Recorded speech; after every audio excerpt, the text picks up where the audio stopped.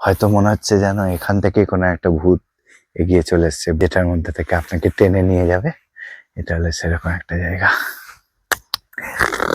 আহা কি আনন্দ আকাশে বাতাসে। এই যে পাইন বনটা দেখছেন, এটা হলো দার্জিলিং এ। এত সুন্দর একটা নিরিবিলি, এত সৌন্দর্যায়ন হয়েছে এখানে, মানে মনে হচ্ছে যেন অ্যাবসলিউট সাইলেন্স যাকে বলে।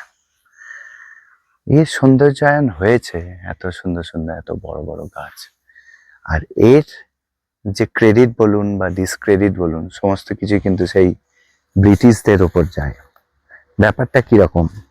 ব্যাপারটা হলো, এই যে পাইন ফরেস্ট যেটা আছে, এই পাইন ফরেস্ট হলো মানে এক ধরনের বর্ণ বিদ্বেষী গাছ। মানে এখানে আপনারা যদি অন্য কোনো প্লান্টেশন করতে চান, সে সমস্ত গাছগুলোকে এরা বাড়তে দেবে না। তাই পাইন হলো প্রচন্ড অ্যাগ্রেসিভ গাছ।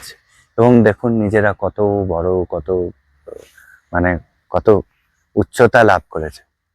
তো ব্রিটিশরা এসে যেমন চা বাগান নিয়ে তারা রিসার্চ করেছিল, এরকম অনেক কিছু জিনিস নিয়ে রিসার্চ করেছিল। তার মধ্যে একটা ছিল এই যে পাইন প্রজেক্ট। বিভিন্ন জায়গায় এই পাইন গাছগুলোকে লাগিয়ে দেওয়া হয়েছিল। এবং আপনারা যখন আসেন তখন হয়তো জেনে বা না জেনে আপনারা ছবি তোলেন, এত সুন্দর একটা জায়গা। কিন্তু কয়েকটা জায়গাতে এরকমও দেখা গেছে যে এদের মানে অবাঞ্ছিত উপস্থিতি সেই জায়গাগুলোর ভূমিধসের কারণ হয়ে দাঁড়িয়েছে। এবং এখানকার যে যে সমস্ত জায়গায় ধরুন জলে কোনো স্ট্রিম নেই, সেখানে এত বড় বড় গাছ, সেগুলোর জন্য তো জলের দরকার, তো মাটির সমস্ত জল এরা শোষণ করে নেয়।